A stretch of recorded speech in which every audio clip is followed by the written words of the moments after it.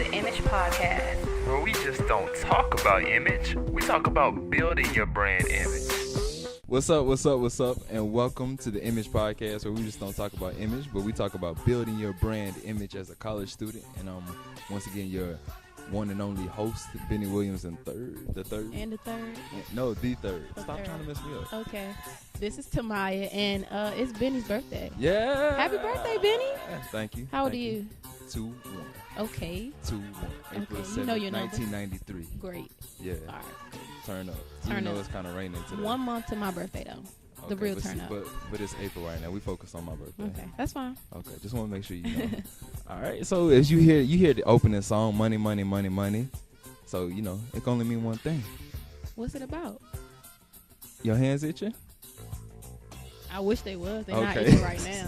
Well, see, that's what we're going to talk about, how to save for the future. So how to become a millionaire, right? Mm-hmm. So how to save, invest, if you're not sure how to do it the right ways, get into it. But first, before we get into that, and we got a special guest, we're going to introduce them as soon as we get into your image of the week. Who you got? I look fly, I look good. Touch my swag, wish you good.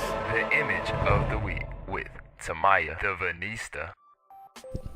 This week's image of the week is not a person this time, but it's actually a website called MoneySavingExpert.com. MoneySavingExpert.com. Pause.com. Pause.com. Okay. Gotcha. So the founder and editor of this site is Martin Lewis. On his website, he has some cool tabs where you can learn to save money, help you out, such as shopping, deals and vouchers, banking, saving, traveling, and monitoring your traveling. So he points out one of his, on the home page, don't splash the cash as soon as you get paid. Now, this is something I have an issue with. Uh-oh, you splashed the cash. Because I be like, wait a minute. I done got paid today. Ready Okay, just to I'm blow it. hungry. I think about food first. Oh, Lord. So anyways, he says, don't splurge on the day that your money hits your bank account. Use a budget planner, which he provides on his website. It tracks all income and outgoings. He says you'll end up having excess cash before the end of your next paycheck. And you know what this made me thought about too? Because you said he has a special tab on there to help you save. Yes. Okay. And what name of the website again for them to? MoneySavingExpert.com. MoneySavingExpert.com. Also, just to slide in there, because I don't. That's my first time hearing about that website, but I had an app on my phone called Expense Free. And it's kind of cool because you can put all your budgets in there as far as your food, if you got clothing or if you have entertainment, stuff like that, and you kind of plan it out. So however much your average income is a month, you can separate it, and it kind of helps you. You put it in your phone, you kind of see, I'm spending this much. I need to do that. Yeah, you can see I need to chill. Right. Yeah. Right. I still have the banking app on my phone, but you does don't no use good. it. You don't. Yeah, use I do. I use it, but I be like, Okay. I'm scared to look at it because I've been you swiping. Then I look at it and be like, I got a little money left. So that's bad. That's not good. Not good. We don't, don't splash the cash. I was trying to think of something to, rhyme with save, but you ain't win today. It's your birthday, though. You still winning. I'm going to win. But talk about how you can win and how to be a millionaire, because everybody wants to be, so everybody wants to be, well off, wealthy, money, money, money, money. And so today we have Johnson & Wales' very own distinguished Dr. Eric Gamble in here with us to talk about how to save and really, get your finances in the right way, but also how to do a little financing. And I'm going to let him introduce himself and, give off his accolades. Accolades, man. Uh-oh. I haven't gotten an introduction like that in, Uh-oh. I don't know, You years. don't know. Man, years. Yeah. Anyway, yes, I am the Dr. Eric Gamble. The. Yes, gotta have like, the. Like the Ohio State University. The Dr. Gamble. Let him know. So what is it you want to know about me? What background information? Well, I know, but I want people to know. Okay, to the students here at Johnson, we know you know about money. We know you know about financing. The hard way. The hard way. Okay. What's your background in finances, though? Okay, so my background. So I have a Series 65, which basically makes me a fiduciary, registered investment advisor. I have a real estate broker's license.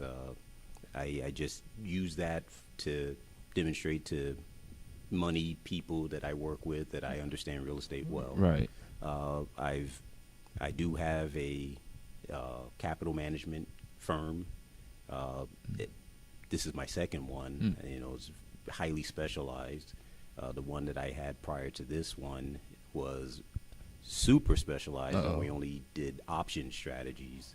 But the way I came into finance was a little roundabout because my background, I'm a technical person who happened to learn about selling, and building out that career in the sales industry as a technical person, I was offered the opportunity to work on the business development side because I can do the tech speak and the business speak. Right. And one opportunity led to another, and I got an introduction to allow me to work in the venture capital realm on talking to venture capitalists because I was a founder of 2 VC started companies. So understanding what they did and how they did it, I was like, oh, I could run with these guys. I mean, so you talk about all the business, and especially the IT side and everything technical. Right. But before we get into all the, the juice of the topic of the day, what made you click in your head that, I got to get it right? I have to get my finances right because I want to be well off for the future, not now, because everybody, can do good now. But what about the future? What clicked in your head? So which story you want? You want the story that sounds good, or you want the truth? We want the truth. We want the truth.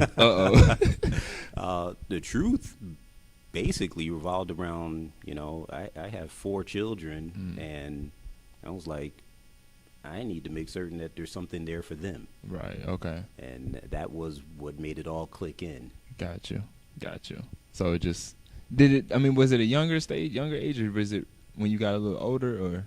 Well, let me put it this way, right? As I talked to some of my upperclassmen about finances and stuff, I still got some stupid in me too. He still makes it rain.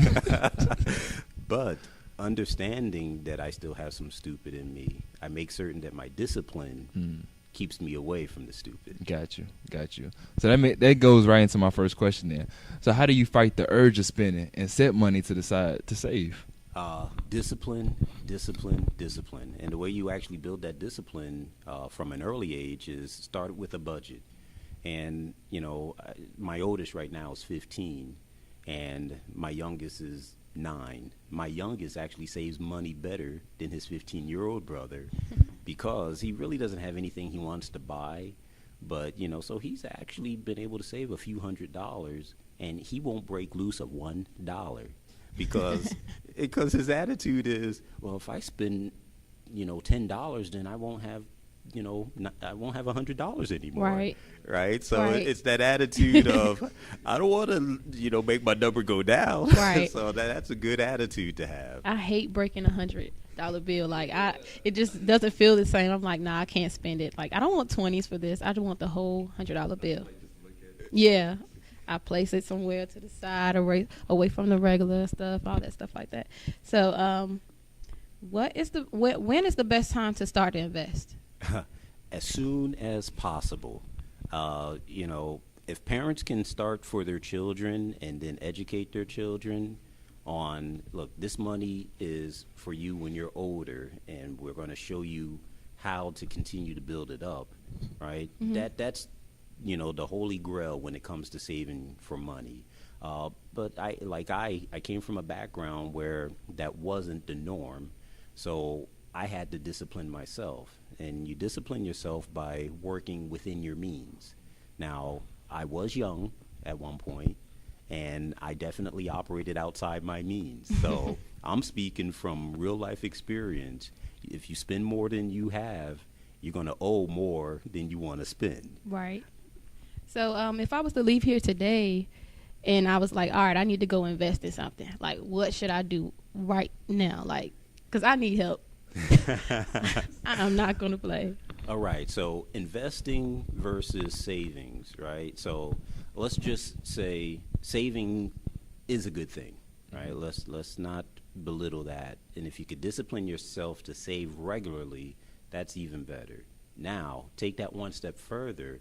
Take that disciplined savings and put it into an investment vehicle that over time grows all by itself. And now we're talking this concept. I don't mean to get all academic-y on you, but time value of money. Uh-oh. The best way to have a lot of money in the future is to have a whole lot of time now. Right.